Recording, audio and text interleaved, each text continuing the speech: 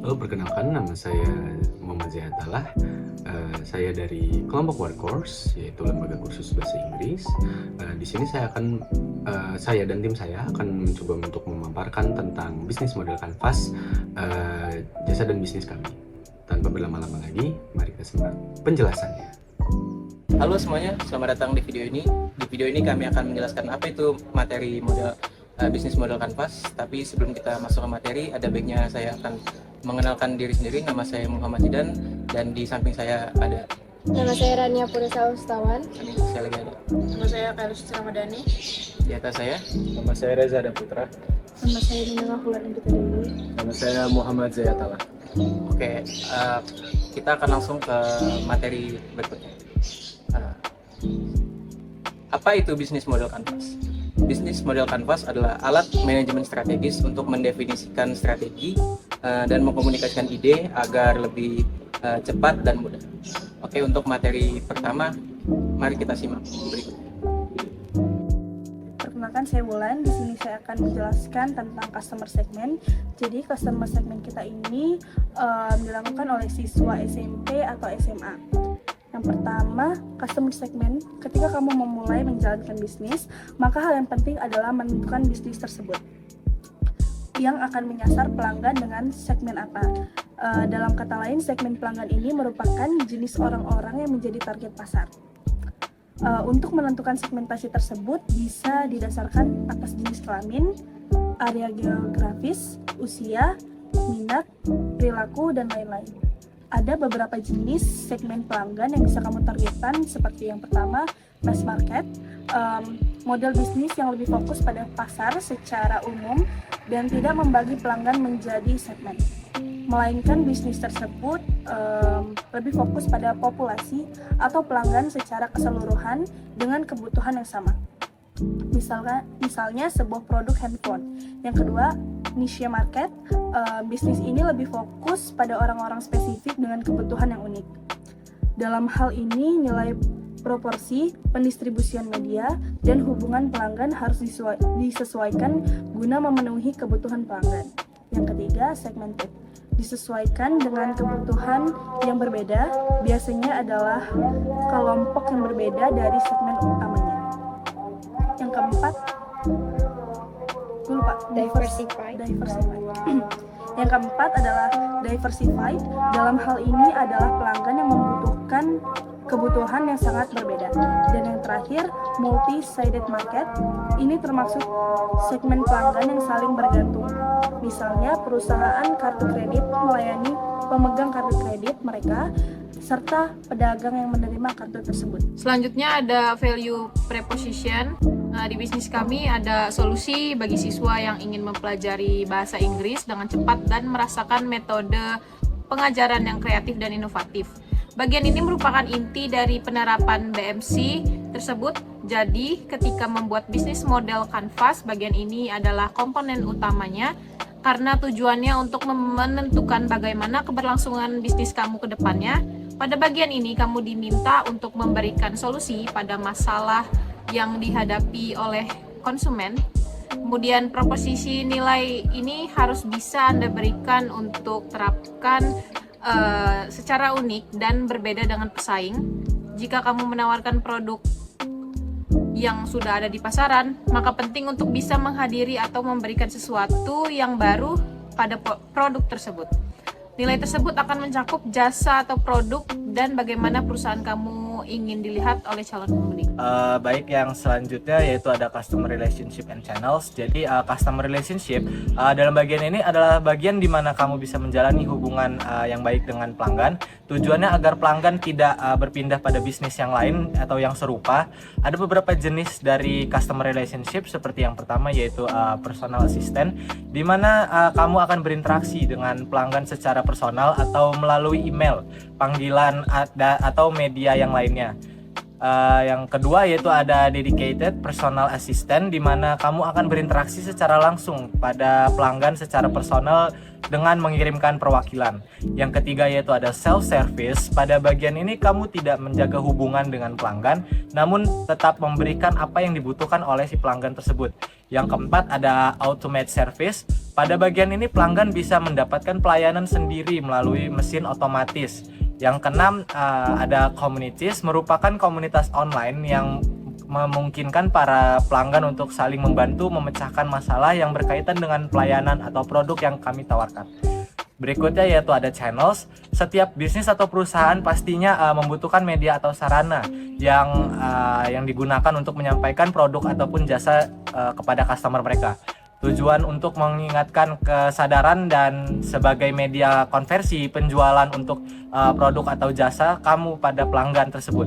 Pemilihan media ataupun channels tersebut juga harus disesuaikan dengan segmen pelanggan. Channels ini nantinya juga berfungsi untuk membantu pelanggan membeli produk ataupun jasa hingga menawarkan dukungan setelah pembelian. Ada beberapa jenis channels yang bisa digunakan. Seperti yang pertama yaitu adalah own channels, seperti website perusahaan, situs media sosial, dan sales dan lainnya. Yang kedua yaitu ada partner channels, yaitu seperti situs website yang dimiliki oleh mitra, distribusi grosir ataupun retail dan yang lainnya. Yang terakhir ada paid channels seperti affiliate marketing, paid search, iklan, dan lainnya. Oke, yang selanjutnya adalah key activities. Tapi sebelum itu kami akan menjelaskan apa itu key activities. Key activities adalah kunci dari aktivitas produk dan jasa itu sendiri. Dan agar sebuah perusahaan bisa tetap mengembangkan bisnisnya, maka dibutuhkan sebuah aktivitas yang mendukung produk atau jasa yang ditawarkan tersebut agar bisa tetap bertahan. Dan untuk itu kamu perlu memikirkan usaha atau kegiatan apa saja yang dilakukan untuk guna menghasilkan produk dan jasa. Dan aktivitas ini juga fokus untuk menentukan preposisi nilai dan menjaga hubungan dengan pelanggan, menjangkau segmen, dan bisa menghasilkan pendapatan. Dan seperti yang ada di model kanvas kami, di sini kami ada beberapa key activities. Yang pertama adalah memberikan pengajaran bahasa Inggris yang mudah dan dapat dipahami. Dan kedua, menciptakan suasana ajar yang nyaman. Dan juga yang ketiga adalah menjaga kualitas tutor dan pengajaran dari materi ajar itu sendiri. Dan setelahnya adalah key resource. Key resource ini merupakan sumber daya utama yang digunakan untuk membantu bisnis dan jasa kami berjalan. Dan model bisnis juga menjadi salah satu kunci agar bisa mewujudkan value proposition melalui kegiatan yang akan dijalankan. Dan sumber daya ini juga bisa dalam bentuk karyawan, keuangan, intelektual, dan hingga fisik seperti gedung dan peralatan. Seperti di model kanvas kami mempunyai key resource. Yang pertama adalah tutor yang kompeten, yang kedua adalah alat belajar yang mumpuni, yang ketiga adalah materi ajar yang lengkap dan update, dan keempat seperti gedung atau tempat, dan kelima seperti fasilitas dan alat-alat belajar kami. Oke, materi selanjutnya saya akan menjelaskan tentang key partners. So, key partners adalah sebuah perusahaan salah ya? Gimana kata-katanya ya? Potong. Biarin aja. Sebuah perusahaan. Potong kok biasa. Selanjutnya key partners, sebuah perusahaan. Oke, saya akan menjelaskan materi selanjutnya yaitu key partners. So, sebuah perusahaan tidak akan bisa berdiri sendiri tanpa bantuan atau business partners dari pihak luar ataupun pihak lain. Dalam hal ini bisa pemasok bahan utama atau juga pelanggan, dan pada bagian ini kamu diminta untuk membuat rencana bagaimana sebuah relasi tersebut akan berjalan ketika eksekusi bisnis. Dalam kata lain, key partners ini nantinya akan berisi siapa saja pihak yang bisa diajak bekerja sama untuk mencapai tujuan dari bisnis tersebut. Adanya key partners ini juga digunakan untuk membantu mendapatkan sumber daya dan mengurangi resiko bisnis perusahaan. Jenis relasi tersebut ada beberapa yang bisa sesuai dengan bisnis yang sedang kamu jalankan, seperti buyer-supplier, relationship, joint ventures, competition, dan strategic alliance.